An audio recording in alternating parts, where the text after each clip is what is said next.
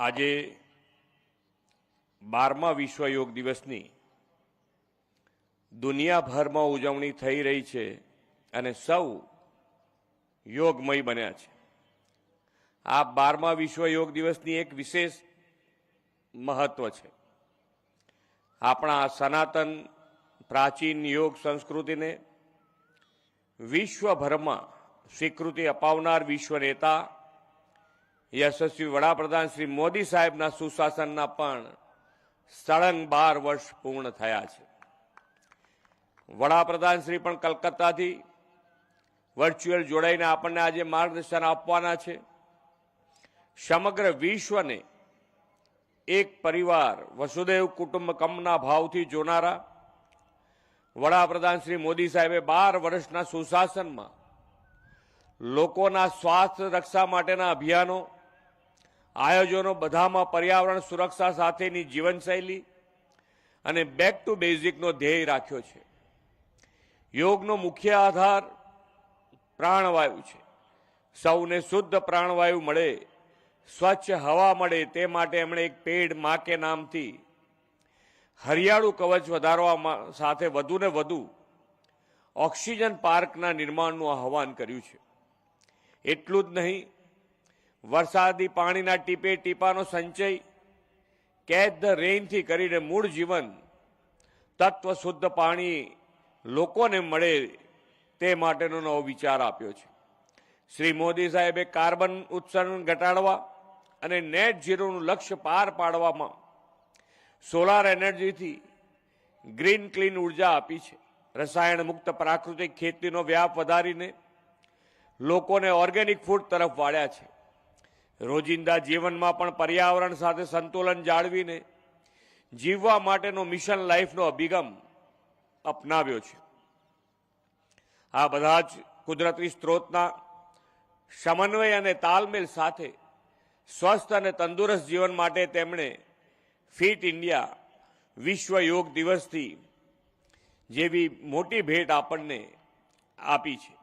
શ્રી મોદી સાહેબના આવા જનહિતકારી અભિયાનોને હવે જન આંદોલન બની ગયા છે અને એમાં પણ વિશ્વ યોગ દિવસ તો સૌએ સ્વીકારેલું પ્રિવેન્ટિવ હેલ્થ કેરનું માધ્યમ બની ગયું છે. આજે 12મા વિશ્વ યોગ દિવસે આખા રાજ્યમાં 330 કરતાં વધુ સ્થળોએ 1.25 કરોડથી પણ વધુ નાના મોટા વડીલો વૃદ્ધો સૌ સામૂહિક યોગમાં આજે જોડાયા છે. આ વર્ષની યોગ દિવસની થીમ છે યોગ ફોર હેલ્ધી એજિંગ. આજે મોટાભાગના લોકો સ્ટ્રેસમાં જીવે, નાની ઉંમરે બ્લડ પ્રેશર, ડાયાબિટીસ, હૃદયરોગ જેવા ગંભીર રોગો વધતા જાય છે. આવા સમયે યોગ એ સ્વાસ્થ્ય જીવનનો સરળ અને સચોટ માર્ગ છે. યોગ રોગ મુક્ત તો બનાવે જ છે, સાથે સાથે સામૂહિકતાની ભાવના અને આત્મવિશ્વાસ પણ લાવે છે. યોગ એ આરોગ્ય અને સ્વાસ્થ્ય સુખાકારી માટેનો સર્વગ્રાહી અભિગમ છે. યોગ છતાં પણ કોઈને બીમારી આવે તો યોગથી આયુષ્યમાન સુધીનું આરોગ્ય કવચ વડાપ્રધાનશ્રીએ પ્રધાનમંત્રી જન આરોગ્ય યોજનાને આયુષ્યમાન ભારત કાર્ડથી આપ્યું છે. વડાપ્રધાન શ્રી મોદી સાહેબના દરેક સંકલ્પને પાર પાડવામાં ગુજરાત હંમેશા લીડ લેતું રાજ્ય છે. યોગમાં પણ ગુજરાતે અગ્રેસરતા મેળવી છે. યોગ બોર્ડના માધ્યમથી 1.5 લાખ યોગ ટ્રેનર તૈયાર કરીને દેશમાં સૌથી વધુ યોગ ટ્રેનર્સ તૈયાર કરવાની સિદ્ધિ મેળવી છે. એટલું જ નહીં, 5000થી વધુ નિઃશુલ્ક યોગ ક્લાસથી એક વર્ષમાં 8 લાખથી વધુ લોકોને યોગ શિબિરમાં જોડાઈને સ્વસ્થ જીવન તરફ વાળ્યા છે. રાજકોટ મહાનગરપાલિકાએ સમગ્ર દેશમાં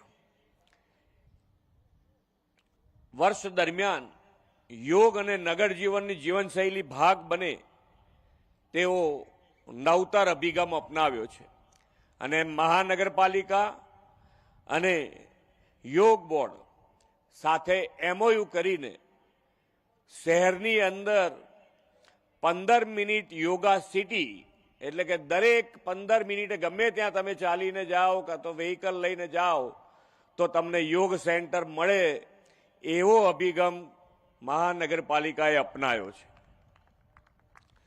વડાપ્રધાન શ્રી મોદી સાહેબે વિકસિત સ્વસ્થ અને સમૃદ્ધ ભારત 2047નો સંકલ્પ કર્યો છે. આપણે સૌ સ્વસ્થ, સશક્ત અને સમૃદ્ધ સમાજ નિર્માણથી રાષ્ટ્ર નિર્માણ માટે યોગ અપનાવીએ. યોગ એક દિવસનો કાર્યક્રમ નહીં, પરંતુ રોજિંદા જીવન શૈલી બને એ માટે આપણે સૌએ આગળ વધવું જોઈએ. વ્યક્તિગત સ્વાસ્થ્ય સાથે યોગને રાષ્ટ્ર નિર્માણની શક્તિ બનાવીને વિકસિત ગુજરાતથી વિકસિત ભારતનો સંકલ્પ સાકાર કરીએ એ જ અપેક્ષા સાથે વિરમું છું. ભારત માતા કી જય. વંદે માતરમ. જય જય ગરવી ગુજરાત.